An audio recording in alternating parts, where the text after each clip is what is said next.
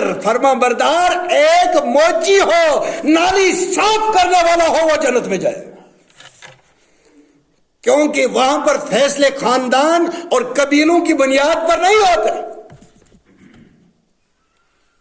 اسلام نے جو بھی فیصلہ دیا، جو بھی قانون بنا، وہ کس بنیاد پر بنا؟ تقوی کی بنیاد پر بنا۔ اس لیے حضرت محمد رسول اللہ صلی اللہ علیہ وسلم نے ایک بار فرمایا تھا، فاطمہ بنت قیس، ایک عورت فاطمہ نام کی عورت نے چوری کی تھی، اور اس کے بعد سفارش بھی کرائی گئی کہ ہمارے خاندان کی ناک کٹ جائے گی، بڑے خاندان سے ہے۔ حضرت اسامہ بن زید کو سفارشی بنا کر بھیجا گیا۔ نبی کائنات صلی اللہ علیہ وسلم نے روایتی الفاظ، سنہری حروف میں لکھے جانے والے الفاظ فرمائے، اے اسامہ، تو مجھے اللہ کی حدود میں سفارش کر رہا ہے، اللہ نے حد مقرر کی ہے، اس کا ہاتھ کاٹا جائے گا، تو مجھے سفارش کر رہا ہے۔ اے اسامہ سن لے، اگر یہ چوری فاطمہ بنت محمد کرتی، میں اس کا بھی ہاتھ کاٹ دیتا۔ یہ ہے اسلام، یہ ہے عدل اور انصاف، یہ سکھایا اسلام۔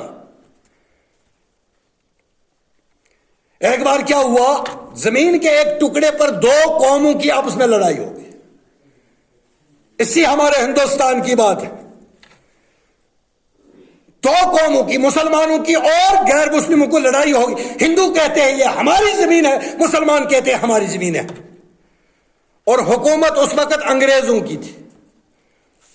جج کے پاس چلے گئے، اب جج تنگ آ گیا، اس کا فیصلہ ہی نہیں ہو سکتا، ان کے پاس بھی گواہ ہیں، ان کے پاس بھی گواہ۔ جج نے کہا اب ایک کام کر لو، آپ دونوں قومیں مل کر کسی ایک آدمی کو منتخب کرو، جو وہ شہادت دے گا وہی ہم مانیں گے، جو آپ میں سب سے عزت دار آدمی ہے۔ محلے کے مولوی صاحب کو لایا گیا، جج نے ہندوؤں سے پوچھا کیا اس پر راضی ہو، جو یہ کہے گا آپ مانو گے؟ انہوں نے کہا اگر یہ کہہ دے گا یہ مسلمانوں کی زمین ہے، ہم چپ کر کے کیس واپس لے لیں گے۔ جب مسلمانوں سے پوچھا، انہوں نے کہا بالکل ٹھیک ہے۔ مسلمان اندر سے خوش تھے، مولوی صاحب ہے، ہماری بات کرے گا، مولوی صاحب ہماری بات کرے گا۔ علماء حق اور علماء سو، یہ دو قسم کے علماء ہیں دنیا کے اندر۔ جب اس کو بلایا، جج نے پوچھا، بولا مولوی صاحب یہ زمین پر جھگڑا ہے ان کا، آپ کو منصف بنایا، جو آپ گواہی دیں گے ہندو بھی مان جائیں گے اور مسلمان بھی مان جائیں گے۔ بولا اچھا یہ بات ہے۔ کٹہرے میں کھڑا ہو کر کہا جج صاحب یہ زمین ہندوؤں کی ہے، مسلمان جھوٹا دعویٰ کر رہے ہیں، یہ ان کی نہیں ہے۔ جج نے فیصلہ لکھا، ہندوؤں کے حق میں دے دیا۔ یہ ہے عدل اور انصاف۔ اللہ رب العالمین نے قرآن میں فرمایا جب تم گواہی دو، سچی گواہی دو، تاکہ اگر وہ آپ کے رشتہ داروں کے خلاف کیوں نہ جاتی ہے، آپ کا قوم قبیلہ آپ کے خلاف ہو جائے، لیکن آپ حق کی گواہی دے دو، جھوٹ مت بولو۔ آج کل تو گواہ کس لیے؟ روپے 100 پر بھی بک جاتے ہیں، تندوری چکن پر بک جاتے ہیں، ہوٹل پر کھلاؤں گا فلانی جگہ، پونچھ میں آ جاؤ گواہی دے دو، تجھے 2 دن میں چکن کھلاؤں گا، چکن پر بک جاتے ہیں۔ مومن وہ ہوتا ہے 1 کروڑ کیا 1 ارب کیا لاکھوں ارب روپے اس کی جوتی کی نوک پر رکھے جائے، ایک طرف محمد رسول اللہ صلی اللہ علیہ وسلم کی حق کی بات ہو، وہ اس کو پکڑ لے گا، ان کروڑوں کو چھوڑ دے گا۔ مومن ایمان کو نہیں بیچتا، مومن کا ایمان بہت مضبوط ہوتا ہے۔ علماء حق ان کو کہا جاتا ہے جو محمد رسول اللہ صلی اللہ علیہ وسلم نے جس طرح سے دین بتایا اسی طرح سے لوگوں کے سامنے پیش کر دے۔ علماء سو وہ ہیں جو اپنے فائدے کے لیے اسلام کو چھپاتے ہیں، اس پر انگلی رکھتے ہیں، ان کو بھی پتا ہوتا ہے یہ میں غلط بول رہا ہوں، لیکن پیٹ، میں نے ایک مولوی سے ایک بار پوچھا بھائی یہ تو غلط ہے، بولا مجھے بھی پتا ہے لیکن پیٹ کا مسئلہ ہے۔ میں نے بولا بھلے آدمی پیٹ تو ہمیں بھی لگا ہے، تمہارے کہے مطابق وہابیوں کا بھی پیٹ ہوتا ہے بھائی، وہ بھی کھاتے ہیں لیکن آپ سے اچھا کھاتے ہیں۔ فرق یہی ہے، وہ اپنی جیب سے کھاتے ہیں، تم لوگوں سے کھاتے ہو، اللہ کا دین بیچ کر کھاتے ہو۔ اور جب نماز پڑھتے ہیں، نماز میں کیا گواہی دیں؟ ایاک نعبد و ایاک نستعین، اے اللہ ہم تجھ ہی، تیری ہی عبادت کرتے اور تجھ ہی سے مانگتے۔ لیکن پھر دیکھو ان کے ہاتھ، ان کی جولیاں کہاں کہاں پر پھیلی ہوتی ہیں۔ ہمیں محمد رسول اللہ صلی اللہ علیہ وسلم نے فرمایا جب جولی پھیلاؤ، جب ہاتھ اٹھاؤ، کائنات کے مالک کے سامنے ہاتھ اٹھاؤ، اللہ کے سامنے ہاتھ اٹھاؤ، اس کے سوا کوئی عطا کرنے والا ہے ہی نہیں، صرف اللہ۔ بیماروں کو شفا بخشنے والا صرف اللہ، اولاد عطا کرنے والا صرف اللہ۔ ہمارے ادھر کشمیر میں ایک زیارت ہے، وہاں پر چولہا بنا ہوا، بولتے ہیں جس کو اولاد نہ ہو وہ جا کر اس کو لپائی کرے، اولاد ہو جائے گی، اللہ رحم کرے گی۔ کوئی جگہوں پر میں نے یہ سننے میں آیا سنگترا اوپر سے گرتا ہے تو اس کو ہو جاتا ہے، کچھ نہیں ہوتا بھائی۔ اللہ رب العالمین نے کیا اپنی قدرت کے خزانے بانٹے ہوئے؟ افسوس مسلمان، افسوس مسلمان۔ کلمہ پڑھنے کے بعد میں سورہ یوسف میں پڑھ رہا تھا، بہت سارے ایسے لوگ ہوتے ہیں ایمان لانے کے بعد بھی شرک کرتے ہیں۔ سورہ یوسف کی آیت ہے، پڑھیے، کھولیے سورہ یوسف کا ترجمہ پڑھیے، پھر دیکھیے ہے کہ نہیں۔ میرے رونگٹے کھڑے ہو گئے۔ ایک ایمان لانے کے بعد، نبی کریم صلی اللہ علیہ وسلم کی گواہی دینے کے بعد بہت سارے لوگ ایسے ہیں جو شرک کرتے ہیں۔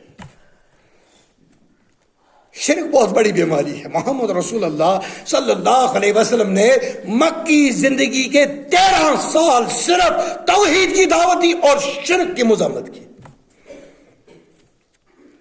جس نے توحید بولا اس کو وہابی کا فتویٰ لگا دیا، بات ختم۔ اپنے دماغ سے کام لے لو۔ کیا بولا؟ گنڈا سنگھ وہابی ہو گیا، وہ کہاں وہابی ہوگا؟ ہم سمجھتے ہی نہیں۔ یہ ایک بار کے ساتھ دکاندار کے ساتھ ہوا، میں نے پہلے بھی آپ کو بولا ہے۔ پریم ناتھ، ایک جگہ پر پریم ناتھ دکاندار تھا، اس کو بولا یہ وہابی ہو گیا۔ کیوں؟ اس نے مولوی کو سودا مفت کا دینا بند کر دیا۔ جو توحید کا ہے وہ وہابی۔ عجیب تماشا ہے، محمد رسول اللہ صلی اللہ علیہ وسلم نے اپنے 23 سالہ زندگی کے اندر صرف توحید کا درس دیا۔ نعوذ باللہ اس کو بھی وہابی کو ہو گیا۔ صحابہ نے بھی درس دیا توحید۔ حضرت پیر سید عبد القادر جیلانی رحمۃ اللہ علیہ، فیوض یزدانی، کھولیے ہر برقے کے اندر توحید کا درس، وہ بھی وہابی ہو گیا۔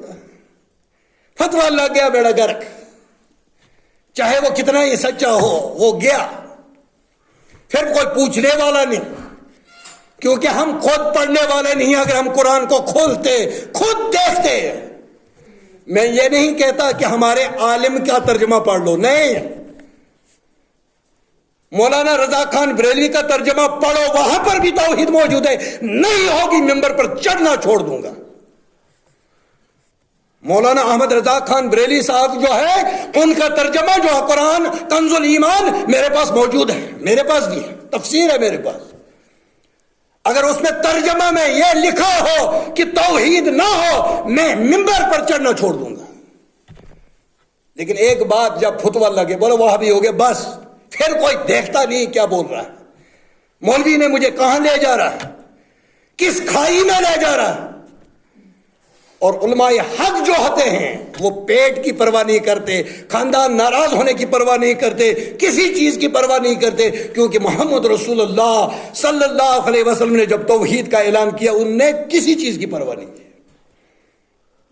حق جو ہے وہ لوگوں تک پہنچاؤ، لیکن بغیر کسی، اگر کسی کو تنقید کریے نام لے کر، جماعتوں کا نام لے کر تنقید کرنا، یہ بند کر دو۔ ان جنرل دعوت دے دو۔ ہمیں کیا چٹی پڑی ہے کسی جماعت کا نام لے کر ان پر کیچڑ ڈالے، یہ غلط بات ہے۔ جس نے شہادت دی لا الہ الا اللہ محمد رسول اللہ صلی اللہ علیہ وسلم، وہ مسلمان ہے.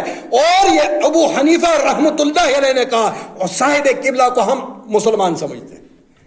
پھر کمزوری ہے، کسی میں کمی ہے، اعمال میں کمی ہو سکتی. رب کعبہ کی قسم محمد رسول اللہ صلی اللہ علیہ وسلم نے جو دین صحابہ کے حوالے کیا اس میں یہ چیزیں نہیں ہے جو آج آپ کر رہے ہو. نئے نئے فتنے، ایسی باتیں جن کا نہ سر ہے کہیں نہ پیر ہے کہیں. تو اللہ رب العالمین نے فرمایا جو تورات، انجیل، زبور، یہ صاحب کتاب جن کو یہ کتاب دی گئی، انہوں نے وصیت کی اپنی قوم کو کہ ایک نبی آنے والا ہے، خاتم النبیین آنے والا ہے، اس کے بعد کوئی پیغمبر نہیں آئے گا، وہ آخری میسج لے کر آئے گا، وہ آخری پیغمبر حضرت محمد رسول اللہ صلی اللہ علیہ وسلم جب آئے گا، نبی ان سے وعدہ لیا گیا جب وہ آ جائے آپ اپنی جو دستبردار ہونا، اپنی شریعت سے دستبردار ہونا، جو پچھلی شریعتیں وہ ساری منسوخ ہو جائیں گی جب محمد رسول اللہ صلی اللہ علیہ وسلم آ جائے. یہودی بولتے تھے نبی کریم صلی اللہ علیہ وسلم کے مبعوث ہونے سے پہلے، یہ سب کو بولتے تھے وہ جب آئے گا ہم دکھائیں گے آپ کو، ہم اس کے ساتھ ہو جائیں گے، ہم اس پر ایمان لائیں گے. لیکن جب وہ مبعوث ہوا تو وہی سب سے پہلے انکار کرنے والے کون ہیں؟ یہود نصارہ، اہل کتاب، جن کو اللہ رب العالمین نے فرمایا کہ یہ اسی طرح سے اس نبی کو پہچانتے جس طرح سے اپنے بچوں کو پہچانتے. یہ اپنے بچوں کو پہچاننے میں کوئی غلطی نہیں کر سکتے، اسی طرح سے نبی کو پہچاننے میں انہوں نے کوئی غلطی نہیں کی، لیکن اتباع اطاعت کرنے کے بارے میں انہوں نے غلطی کر دی اور جان بوجھ کر غلطی کی. محمد رسول اللہ صلی اللہ علیہ وسلم کو اللہ رب العالمین نے رحمت بنا کر بھیجا. ایسا رحمت والا پیغمبر، اتنا عظیم پیغمبر کہ تمام نبیوں کا سردار، اس سے بڑا کوئی نبی نہیں، اس سے اعلیٰ کوئی نبی نہیں، اور جو کتاب دی گئی اس سے اعلیٰ کوئی کتاب نہیں، جو اس کو امت عطا کی گئی اس سے اعلیٰ کوئی نہیں، اور وہی امت شرک اور بدعت کے اندر ملوث ہو، افسوس کا مقام نہیں ہے. اور کیا سب سے بڑی مصیبت کی بات یہ ہے، ایک کلمہ پڑھنے والا جب شرک کرتا ہے بہت مشکل ہو جاتی ہے. کلمہ گو شرک کرے، اللہ کے بغیر کسی اور سے مانگے.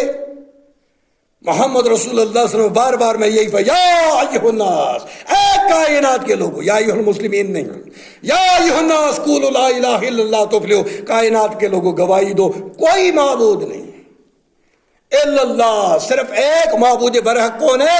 اللہ. ہم نے ایک حصے کو مانا لا الہ یہ کر دیا، لیکن اللہ بہت ہو گئے. اللہ رب العالمین ہمیں حق پر عمل کرنے کی توفیق عطا فرمائے. وآخر دعوانا ان الحمدللہ رب العالمین والسلام علیکم.